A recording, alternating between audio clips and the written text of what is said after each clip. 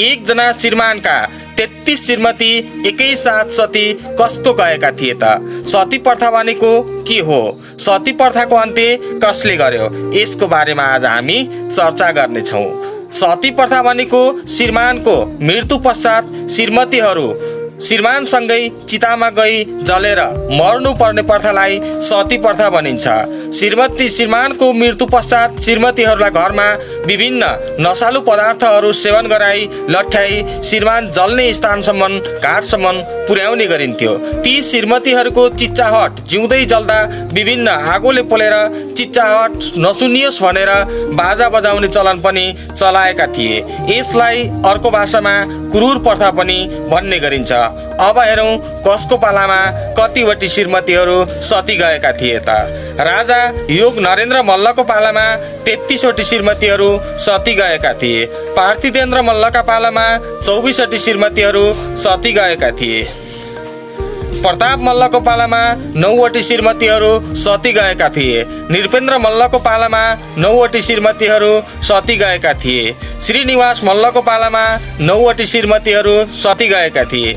रणबहादुर शाहको पालामा 9 वटी श्रीमतीहरू सती गएका थिए। यसै गरी पृथ्वीनारायण शाहको पालामा 9 वटी श्रीमतीहरू सती गएका थिए।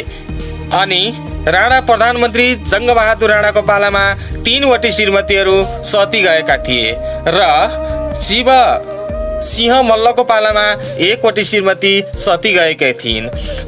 अघिल्लो इतिहासमा हेर्दा विभिन्न राजा तथा प्रधानमन्त्रीहरूले 1 वटी श्रीमती मात्र नभई विभिन्न धेरै सङ्ख्यामा बहुसङ्ख्यामा श्रीमतीहरू ल्याउने इतिहासले बताउँछ।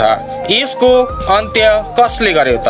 यसको अन्त्य राणा प्रधानमन्त्री चन्द्र शमशेरले विक्रम सम्वत 1977 असार 25 गते कोही पनि राजा प्रधानमन्त्री र सर्वसाधारणका श्रीमतीहरू सती जान नपाउने भनी कानुनी व्यवस्था गरे। त्यस पश्चात नेपालमा रहेका विभिन्न राजा प्रधानमन्त्री र सर्वसाधारणका श्रीमतीहरू सती जानको लागि अन्त्य भयो। यस कुराले के स्पष्ट गर्छ भने इतिहासमा प्रधानमन्त्री चन्द्र शमशेरले जुन महिलाहरूको लागि ठुलो योगदान जीवनदान प्रदान गरे त्यसको लागि राणाहरूको सबैभन्दा ठुलो उत्कृष्ट महिलाहरूको लागि गरेको कार्यमध्ये हामीले मान्न सकिन्छ।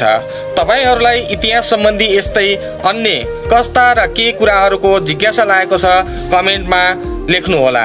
तपाईका ती कमेन्ट इच्छाहरू पुरा गर्ने अथवा बताउने म प्रयास गर्नेछु। धन्यवाद।